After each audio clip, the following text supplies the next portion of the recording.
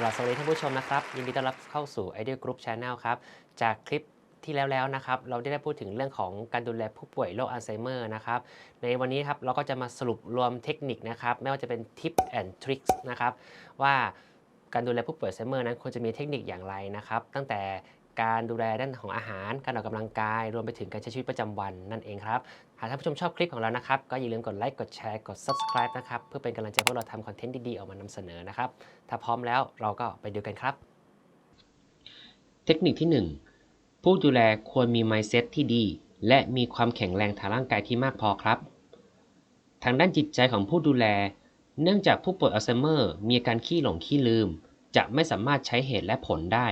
บางครั้งอาจจะดูเอาแต่ใจตนเองดูนิสัยไม่ดีครับไม่น่าเข้าใกล้ซึ่งทางผู้ดูแลก็จะต้องทำความเข้าใจและยอมรับตรงจุดนี้ให้ได้ครับไม่นำอารมณ์ของตนเองไปร่วมด้วยไม่ไปโมโหไปหงุดหงิดใส่อารมณ์กับผู้ป่วยครับเพราะผู้ป่วยไม่รู้ด้วยซ้ำว่าตนเองพูดอะไรออกมา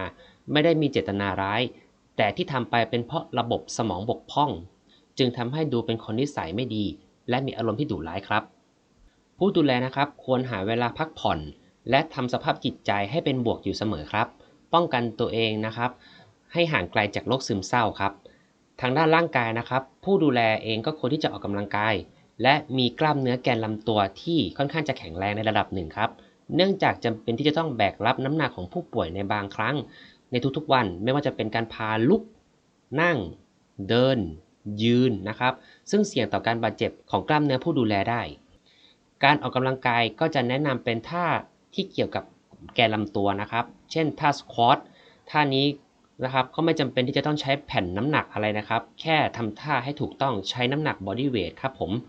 ถัดมาครับท่าแพลงก์ท่านี้นะครับจะเป็น isometric core exercise นะครับกระตุ้นการทำงานของกลุ่มกล้ามเนื้อแกนลำตัวได้ดีมากไม่ใช่แค่ซิกแพคนะครับแต่รวมไปถึงกล้ามเนื้อมัดต่างๆที่อยู่ด้านในที่เรามองไม่เห็นด้วยท่าถัดไปครับไซด์แพลงก์ท่านี้ก็เป็น isometric core exercise เหมือนกันครับท่านี้จะช่วยประคองแกนลำตัวด้านข้างของผู้ดูแลเนี่ยแหละครับให้มีความแข็งแรงครับผมเทคนิคที่2อารมณ์ดีเท่ากับให้ความร่วมมือครับหมายความว่าอย่างไรหากเราจำภาพเด็กทารกที่เพิ่งตื่นนอนนะครับหรือง่วงนอนได้ก็จะมีอาการงอแงร้องไห้อารมณ์ไม่ดีใช่ไหมครับผู้สูงวัยที่เป็นอัลไซเมอร์ก็เป็นเหมือนกันครับตั้งแต่การปลุกจากเตียงนอนนะครับการพาวัดความดันพาลุกขึ้นนั่งเดินออกกำลังกายอาบน้ำขับถ่ายและอื่นๆนะครับหากเราไม่ปรับจูนอารมณ์ของผู้ป่วยให้ดีซะก่อนนะครับซิงค์ให้ตรงกับเรานะครับผู้ป่วยก็จะไม่ให้ความร่วมมืออย่างแน่นอนนะครับซึ่งเราควรที่จะทำให้เขาให้ความร่วมมือกับเรานะครับก็จะทำให้ทั้งอารมณ์ผู้ป่วยและอารมณ์ของเรานั้นอยู่ในสภาพที่ดีและร่าเริงนะครับไม่โมโหให้ร้ายใส่กันแล้วจะปรับจูนอารมณ์อย่างไรทางเราก็จะพยายามนะครับรอให้ผู้ป่วยนะครับมีอารมณ์ที่ดีขึ้นก่อนนะครับซึ่งโดยปกติแล้วผู้ป่วยที่เป็นอัลไซเมอร์ก็จะหลงลืมง่ายใช่ไหมครับโมโหแป๊บๆผ่านไป5นาทีก็ลืมแล้วครับสามารถกลับมาอารมณ์ดีได้ซึ่งอาจจะให้ผู้ดูแลเล่นตลกส่งรอยยิ้มชวนคุยนะครับชวนดูนู่นดูนี่พยายามหันเหความสนใจที่ไม่ดีออกไปนะครับและเริ่มจูนอารมณ์ของผู้ป่วยให้กลับมาดีขึ้นก่อนครับเทคนิคที่3ครับพยายามให้ผู้ป่วยพึ่งพาพละกำลังของตัวเองให้ได้มากที่สุดไม่ว่าจะเป็นการพาลุกนั่งยืนเดินนะครับเราจะพยายามให้ผู้ป่วยใช้พละกำลังของตัวเองให้ได้มากที่สุดแต่ก็จะอยู่ในปริมาณที่พอดีไม่ต้องมากเกินไปนะครับแล้วก็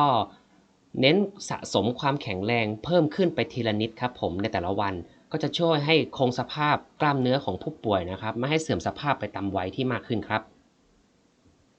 เทคนิคที่4ให้ทานอาหารและน้ำดื่มเองเคยไหมครับเวลาป้อนอาหารหรือน้ำแล้วผู้ป่วยไม่ยอมทานอันนี้ถือเป็นเรื่องที่ปกติมากครับเนื่องจากผู้ป่วยนั้นได้ถูกหันเหความสนใจไปที่เรื่องอื่นครับเราจะแนะนำให้ลองยื่นน้ำหรืออาหารนะครับให้ผู้ป่วยนั้นช่วยเหลือตนเองรับประทานด้วยตนเองครับพยายามปิดสิ่งรบกวนรอบๆนะครับไม่ว่าจะเป็นเสียงโทรทัศน์นะครับรวมไปถึงผู้คนในห้องก็อาจจะหลบไปชั่วคราวนะครับเพื่อให้ผู้ป่วยนั้นได้จดจ่อมีสมาธิกับสิ่งที่อยู่ตรงหน้าซึ่งก็คือการรับประทานอาหารครับและเราจะไม่ไปรบกวนเวลาทานนะครับซึ่งอาจจะมีเวลากินระยะเวลานาน1 ชั่วโมง1 ชั่วโมงครึ่งถึง2 ชั่วโมงได้ต่อการทานอาหาร1 มื้อ นะครับซึ่งพอแกได้สติปุ๊บเนี่ยเห็นอาหารตรงหน้านะครับสมองก็จะสั่งให้แกรับประทานอาหารเองโดยที่เราไม่จำเป็นต้องไปป้อนหรือยัดเยียดให้แกทานครับเทคนิคที่5ยารักษาโรคอาม่าของพวกเรานะครับปีที่แล้วยังพอที่จะกลืนยาเม็ดด้วยตนเองได้นะครับแต่ณปัจจุบันก็ลืมวิธีการกลืนไปเป็นที่เรียบร้อยนะครับนำยาเข้าปากดื่มน้ำตามก็กลืนแต่น้ำไม่ยอมกลืนยานะครับซึ่งวิธีการที่เราเปลี่ยนนะครับก็เปลี่ยนไปเป็นวิธีการเอายาเม็ดนะครับไปตำให้เป็นผงก่อนครับและโรยผสมไปกับอาหารประเภทน้ำนะครับซึ่งอาจจะได้ไม่ครบโดส 100% นะครับแต่อย่างน้อยๆก็ยังสามารถรับประทานยาประจำที่คุณหมอสั่งให้ได้อยู่ครับข้อควรระวังคือไม่ผสมยาในขณะที่อาหารชามนั้นนะครับมีอุณหภูมิร้อนเกินไปเนื่องจากจะทำให้คุณภาพของยานั้นเสื่อมลงครับเทคนิคที่6ครับเรื่องของรองเท้าและรูปแบบฝ่าเท้าครับเป็นธรรมชาตินะครับที่พอเราแก่ตัวเนี่ยรูปแบบฝ่าเท้าเราก็จะเปลี่ยนไปตามอายุและการทรงตัวครับสังเกตได้จากเท้าของอาม่าที่จะมีลักษณะแบนและอ้าออกครับเนื่องจากต้องแบกรับภาระน้ำหนักตัวและการทรงตัวนั่นเองครับรองเท้าจึงจำเป็นนะครับที่จะต้องไม่บีบหน้าเท้าอีกทั้งมีคุณสมบัติที่เกาะพื้นไม่ลื่นนะครับและพื้นรองเท้าไม่สูงจากพื้นมากจนเกินไปครับอันนี้ทางเราไม่ได้สปอนเซอร์แต่อย่างใดนะครับเพียงแต่แค่อยากจะมาแชร์ครับว่ารองเท้าที่อาม่าใส่นั้นเป็นของยี่ห้อ Ultra นะครับซึ่งทางแบรนด์นี้จุดเด่นก็คือเป็นรองเท้าที่เหมาะสำหรับคนหน้าเท้ากว้างนะครับถึงกว้างพิเศษครับผมอีกทั้งเป็น Zero Drop Zero Drop ก็คือหมายถึงส้นเท้ากับหน้าเท้านะครับมีความสูงเสมอกันส้นเท้าไม่สูงกว่าหน้าเท้าครับและก็ยังทำให้ลักษณะการเดินนะครับสมจริงเสมือนกับเดินด้วยเท้าเปล่าเป็นธรรมชาติมากที่สุดครับจึงเป็นตัวเลือกที่ทางเรานั้นเลือกให้อาม่าเป็นรองเท้าในการสวมใส่นั่นเองครับ และทั้งหมดนี้นะครับก็เป็นเทคนิคที่ทางเรานำมาแชร์ให้ท่านผู้ชมนะครับที่มีผู้ป่วยหรือผู้สูงวัยนะครับอยู่ที่บ้านนะครับไม่ว่าจะเป็นอัลไซเมอร์หรือไม่ได้เป็นอัลไซเมอร์ก็ตามนะครับสามารถนำไปใช้นะครับหรือถ้าท่านผู้ชมนะครับมีไอเดียที่อยากจะแชร์นะครับให้ท่านผู้ชมท่านอื่นได้ทราบด้วยก็สามารถคอมเมนต์นะครับไว้ที่ด้านล่างใต้ description ได้เลยนะครับซึ่งทางเราก็จะขอบพระคุณเป็นอย่างยิ่งเลยนะครับ ครับก็จบไปแล้วนะครับกับเทคนิคการดูแลผู้สูงอายุที่เป็นโรคอัลไซเมอร์นะครับสำหรับ EP นี้คลิปนี้กับผมขอลาท่านผู้ชมไปก่อนนะครับพบกันใหม่ในคลิปถัดไปครับสวัสดีครับ